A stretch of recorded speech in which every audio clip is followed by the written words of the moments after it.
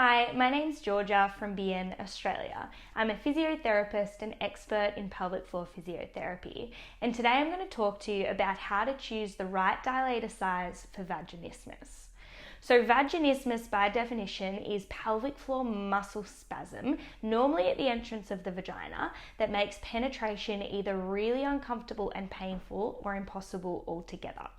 There's two types of vaginismus, so you can either have primary vaginismus, meaning you've never been able to enter something into the vagina pain-free, or you can have secondary vaginismus, which means previously you might have been able to have penetration or put something within the vagina like a tampon without pain or discomfort, and for whatever reason, whether there was an obvious reason or not an obvious reason, you've now developed penetrative pain and inserting something into the vagina is now painful or impossible. In either case, you've got to look at your current function. So if you have primary vaginismus and tampon usage has been an issue for you since you could remember, then you're going to want to start with size 1 of the Bien vaginal dilator range, which is the width of a tampon and just slightly longer than a tampon. So if tampon usage is impossible or if it's really, really uncomfortable for you, then we want to start with size 1 so that we can start to show the body that accepting something within the vagina is okay and not a threat to it.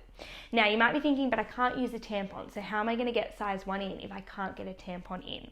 So you can trial and use what's called a contract relax entry. So you know when you are doing stretching, you might be in yoga or in a gym class, and they might get you to reach down for your toes and then contract an opposite muscle group, and then you might get a little bit further.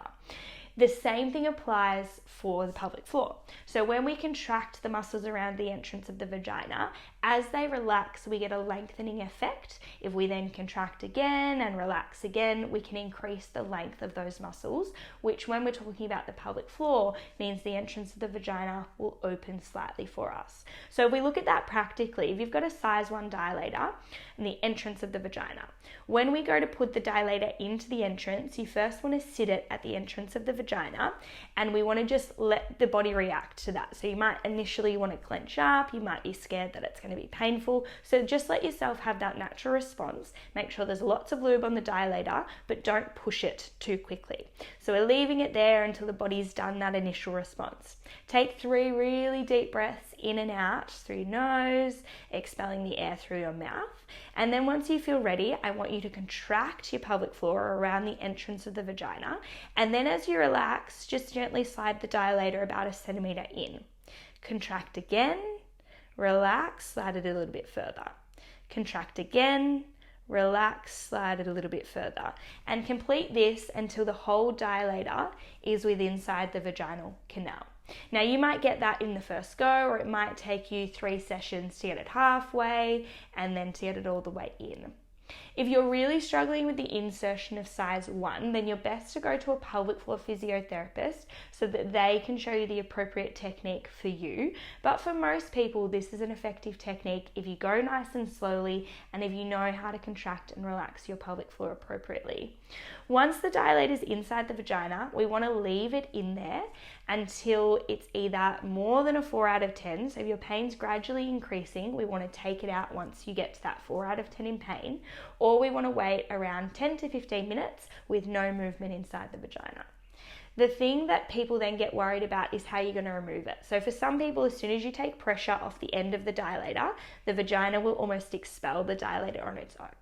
If that's not happening for you, you can do a contract, relax, exit as well. So you can contract your pelvic floor, relax, take it out. Contract the pelvic floor, relax, take it out, and so on until the dilator's all the way outside of the vagina. So in the case of somebody who can't use a tampon because it's painful or uncomfortable, size 1 is where you need to start. If you're able to use a tampon, but penetrative sex is uncomfortable, or maybe you need a pap smear and a gynecological exam is really painful, but tampon usage is okay, then you might want to start around size 3, which is our 3rd dilator in the set. This will allow you to start desensitizing the vaginal canal to the width and also to the length, and then you can progressively increase in width and length until the vagina's at a point where it's comfortable to accept something like a speculum or something like penetrative intercourse into the vagina. You can use that same technique, so that contract relax technique, as the dilator's entering as well as it's exiting, and making sure you go nice and slowly with yourself, taking lots of deep breaths and trying to relax the rest of your body as you do it. For more information about our Bien Vaginal Dilator range, head to www.bien.com.au.